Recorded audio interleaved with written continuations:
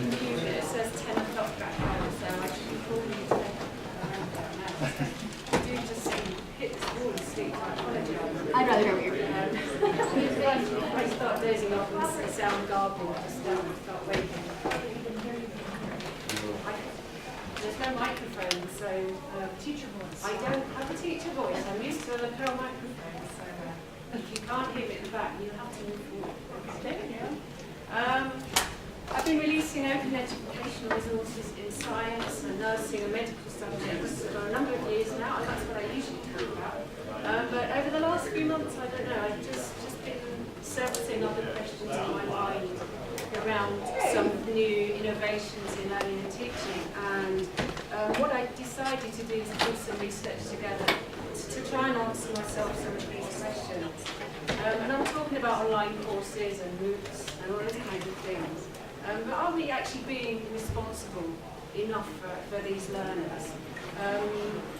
This research has been funded, it's been just what I do as part of my job, but I did receive some travel money from the Higher Education Academy in the UK, so I don't think we started with that. So I just think it's a bit strange, so when we come to validate degree programs or courses in traditional and universities, we have all these strategies in place, don't we? Students meet entry criteria to enrol. We place great onus and resources and academics now in place to manage the student experience. These are really high on the agenda in the UK with our national surveys. We have strategies addressing quality, accessibility, inclusivity, diversity, and all those things.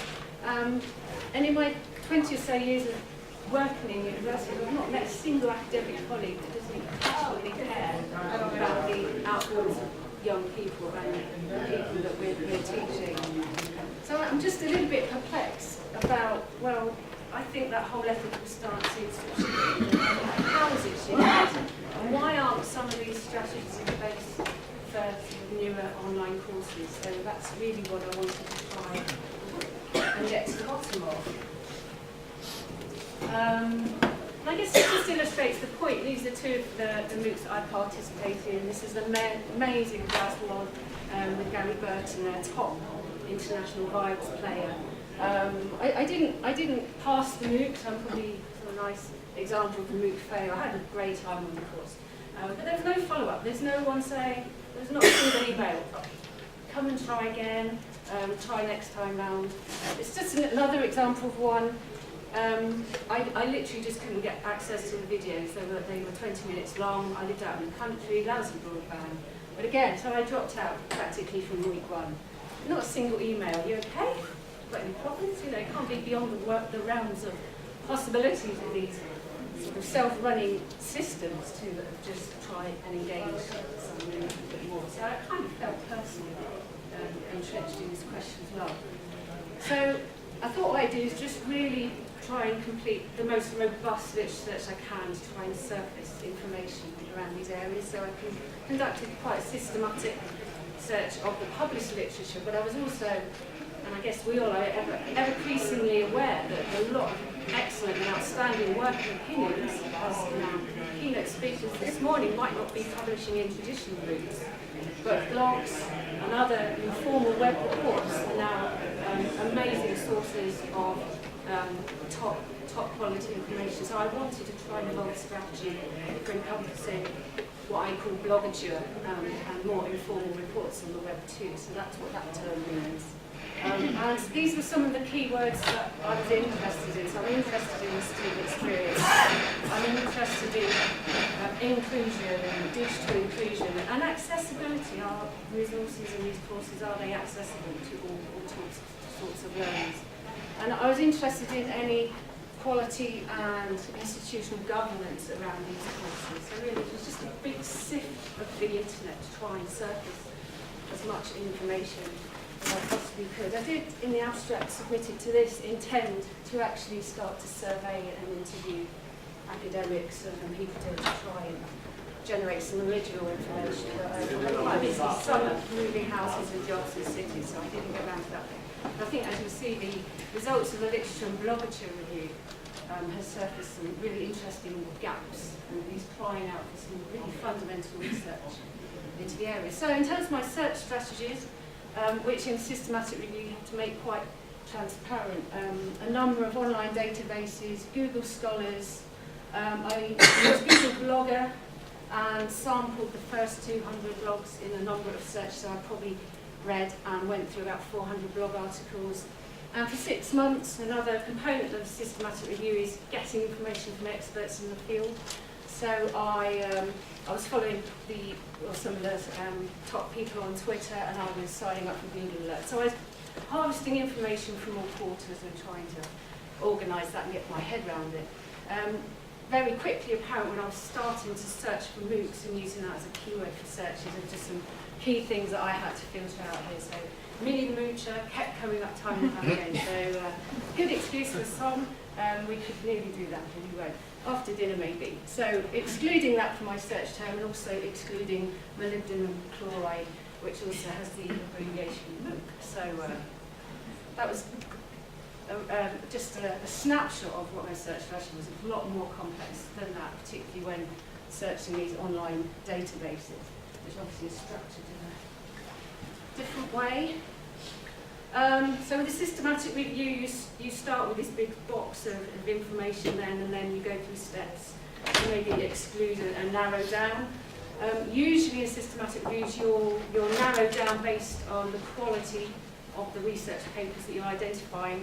And my past experience and the experience of others in conducting systematic reviews, this is a past review I did looking at multimedia instruction.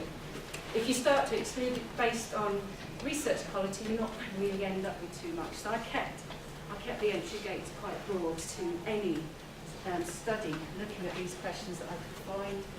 Simple things like excluding things that came up twice, and then just going through more fuller and fuller examinations of full papers to really see what was matching to my keywords, and then putting that into an Excel sheet for analysis. So in terms of the analysis, these are all online if you want to just follow my train of thought. I sent the blog round earlier.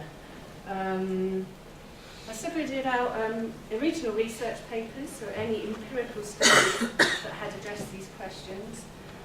I separated out literature reviews, again, which are good sources, not primary information, but people's and experts' opinion around some of these themes. And I also filtered out blog articles, e-books and other informal reports that are really quite well hidden on the web. I think one of the things I've learned through trying to liberate stuff that's hidden deep down in the web is that there's no real way of doing it. It's quite hot luck if you're going to hit on some really useful information. And some of the documents that I mentioned this morning, the Avalanche report, the Horizon report, they're really well hidden on the web. If you did a search, you wouldn't be finding these. So it's a real shame in a way that this stuff is so well hidden. And just to whiz you through some of the results, so relevant to the things I was interested in terms of online courses and student experience, I found 141 published articles. So these were empirical studies in education journals. A lot of them were conference abstracts and proceedings, probably from conferences such as this. And I also found 75 good quality and relevant blog articles on the subject too. Just to whiz through this, what surprised me, and you might be more familiar with this kind of stuff and how the web works now, I was really quite amazed when doing the Google Scholar search. It didn't retrieve a single journal article. So I recommend to my students, yeah, use Scholar, it's a good way of surfacing information, but it's actually not searching the publishers and the journal publishers, which is quite interesting. And if you go onto those, if you go and look at the text files and the robot text files of some of these publishers' websites, they're blocking Google from searching them. So I really don't know why that should be. We just need to bear that in mind when we're teaching digital literacy to students, that Scholar isn't going to find you peer-reviewed journals, but actually what it did find was more of the informal web reports, other unpublished university reports. So it's a valuable source of information, but it's very different to what you'll find through conventional library databases. When it came to looking at the blog authors, this was really lovely. One of my favourite ones was Sister Edith. She's a nun that blogs, and she blogs on a whole manner of different subjects. And she wrote a really lovely one about MOOC pedagogy and student experience. There was a doll that came up on the search, and that will be familiar to some of you, a very friendly doll. But most part, journalists, technologists and educators. So the blogs are a really valuable source of good quality information, and some of these articles have 15, 20 references. So these aren't just sort of scatterbrained opinions, these are well-construed and constructed documents, and to me they are as important as a peer-reviewed literature review in a journal, or certainly as important as a comment article, letter to the editor, that kind of article. So they really should be considered when we are sort of trawling the literature for our information. So as I went and sort of filtered out the week from the chaff, you can just see some of the figures here. So I started off with 141 articles, but at the end of the day, 38 were relevant to what I was searching for. And similarly with the blogs, the keywords might have matched, but when I reviewed the blog and looked at the context was wrong. So I kind of narrowed down to a smaller pool of literature to then go on and evaluate. So what did I find? Well, I think in researching for over 20 or so years now, I've never come across a subject that invokes so much humour. That's the first thing. This was really good fun. And you can just see these are like published items of publications. And you must check out Errol Garner's I'm in the Mood for You. It's that well-famous song. It does have the lovely verse that says, I'll start to think of whether this little dream might fade. But anyway, whether you think that's relevant or not. But, so there are some lovely titles. When it comes to the peer-reviewed publications, so the more traditional literature, this was the overall result. There were 2 systematic reviews that looked at MOOCs and student experience, and I'll talk about those in a little bit more detail. There were 10 literature reviews, and these are just some of the themes that those reviews were picking up on, so sort of addressing some of my questions too. What about the quality? How do we manage the quality of these online courses? What about IPR and privacy? This came up an awful lot. Are these safe learning spaces for people, and people entering onto these courses? They know their data is going to be used for research purposes, and where is it going down the line? Digital literacies. Do students have the academic skills and qualities to succeed? I'm running, back at my home organisation, distance learning courses. And we absolutely have to make sure that the students have the skills to even know how to operate Blackboard or the learning platforms. And so, what transitional skills do people need really to succeed in some of these new opportunities? And people say, well, the dropouts aren't important. Actually, I think they are. This is what niggles me. If someone's dropping out, I'd like to know why. But also, you know, we should be responsible for them. Are we putting them off? Getting a taste of what university is like.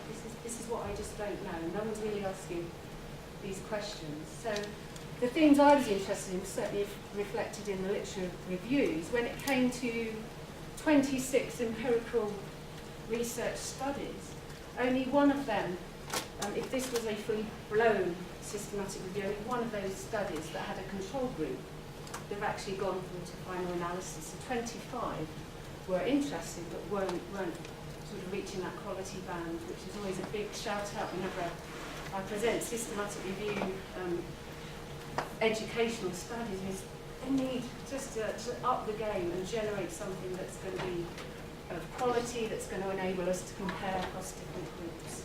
And it doesn't seem to happen. These studies were interesting. They were really using the inbuilt MOOC pre and post surveys, the user data, the analytics, the digital learning traces, and it was looking at the behaviours and habits of the students.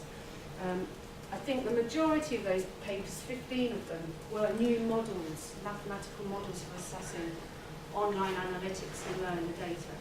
And that was a bit of a surprise to me. So a feeling that there's more interest in looking at the learner analytics and actually looking at the learners.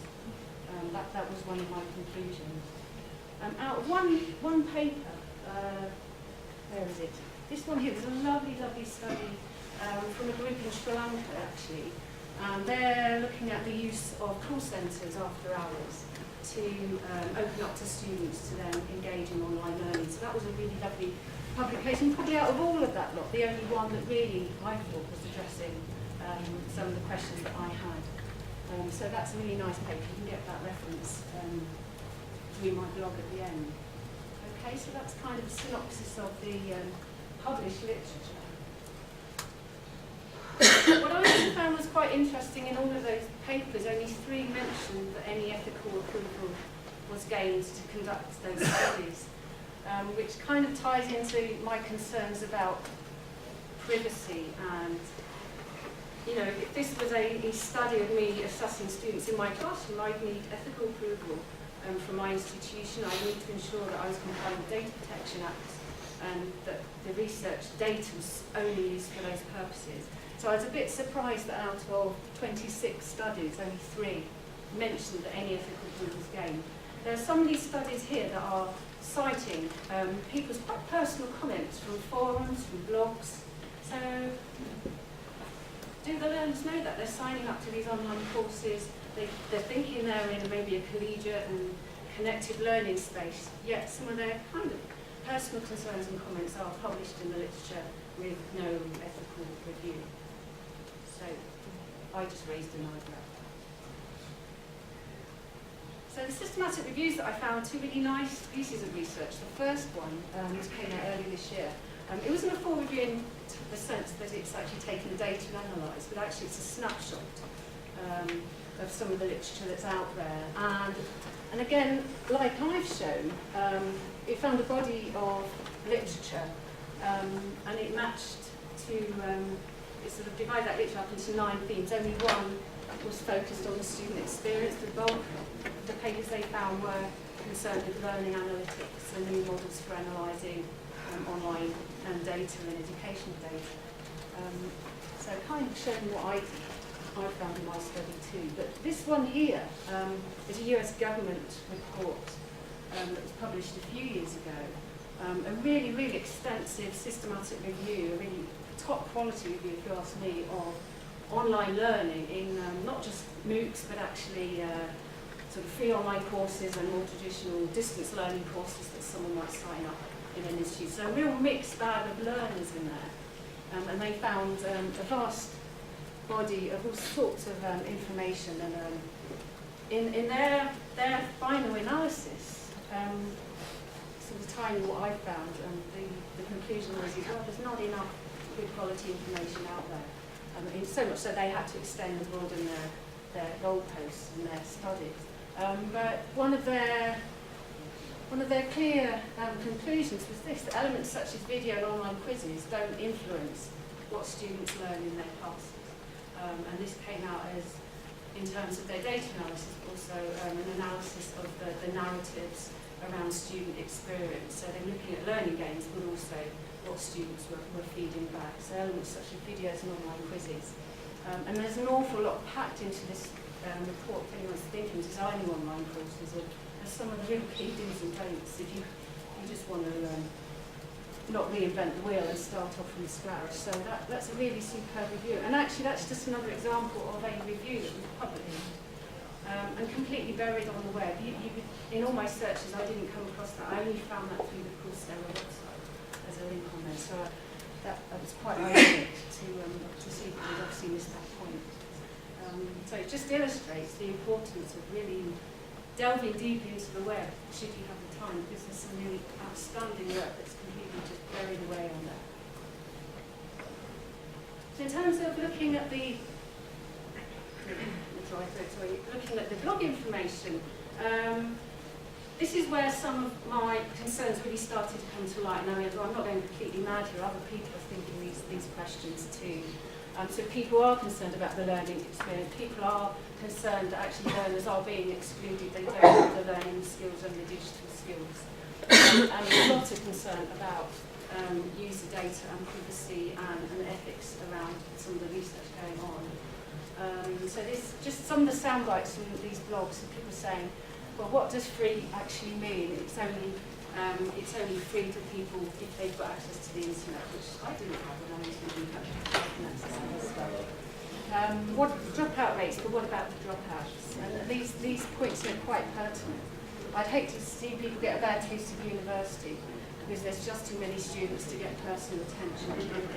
And few students have the literacies to succeed. So there's some really nice comments coming out through these blog articles. I have to sort of move on a bit more swiftly. There are no private safe places for learning. Assuming you have the right technology, you also have to be comfortable with being tracked and monitored.